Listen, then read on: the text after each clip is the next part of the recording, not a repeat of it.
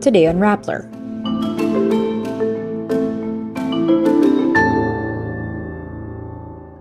San Enrique town in Negros Occidental declares a state of calamity due to the effects of El Niño. Families of Duterte's drug war victims vowed to continue telling their stories. The Supreme Court affirms the dismissal of the disqualification case against Senator Raffy Tulfo. The Vatican thumbs down sex changes, gender theory, and parental surrogacy in a new document. And Shaira will re-release Selos after an agreement with the original artist's team. The San Enrique town in Negros Occidental declares a state of calamity to allow the use of reserved funds to cushion the impact of the El Niño phenomenon.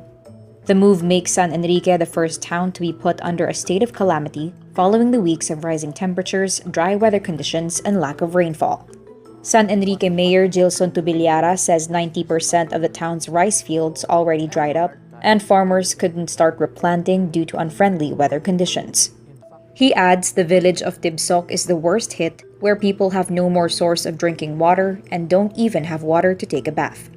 San Enrique is home to 26,000 people and is one of the top rice-producing towns in the province. Much of the town's 2,800-hectare land area is devoted to rice farming. Some People Need Killing author Patricia Evangelista emphasizes the important part played by the families in telling the stories of the drug war victims. Kasi walang libro, walang kwento, walang storya. Kung yung mga taong nakakita, yung mga taong nakaramdam, sinabi nila ayoko magkwento dahil takot ako. Pero kasi nagkwento kayo, wala akong karapatan na hindi magkwento. One of those who trusted Evangelista is Jane Lee, whose husband, Michael, was gunned down by unidentified men in May 2017.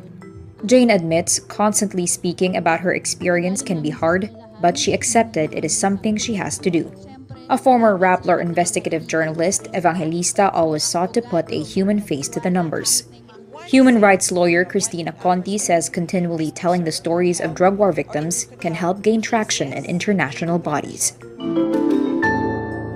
The Supreme Court upholds the dismissal of the disqualification case against Senator Raffy Tulfo. The High Court explains Tulfo's alleged wife, Julieta Laika Pearson, who filed the disqualification case, failed to file in time the appropriate case with the Senate Electoral Tribunal. It adds the complainant cannot remedy this failure by invoking the court's certiorari powers.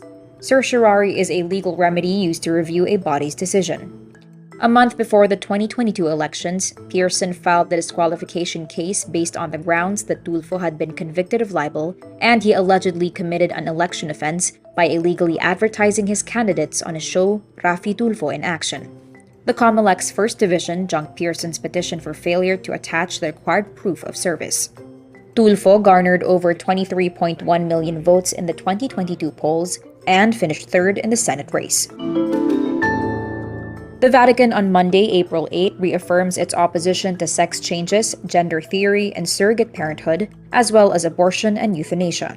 This is stated in the document Dignitas Infinita or Infinite Dignity, released 4 months after the Vatican expressed support for blessings for same-sex couples. The new text describes what the Church perceives as threats to human dignity. It says sex change intervention risks threatening the unique dignity the person has received from the moment of conception. Gender theory says gender is more complex and fluid than the binary categories of male and female. The Vatican's document says personal self-determination amounts to a, quote, concession to the age-old temptation to make oneself God. But the Vatican clarifies it opposes the criminalization of homosexuality.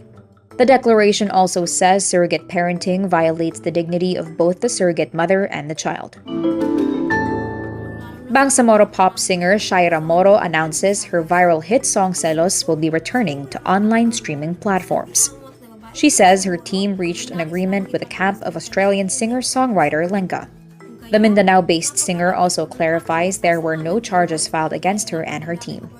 She also opens up, while she and her team felt hurt by the negative comments they received, they chose to see it as a lesson. The update comes weeks after Selos was taken down from all online streaming platforms, after Shaira's team acknowledged that the track uses the melody of Lenka's 2008 song, Trouble is a Friend.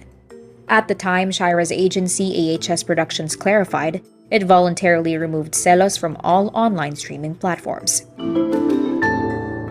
And that's today's wrap. I'm Nina Liu. Thank you for watching. Click the link below for the full story.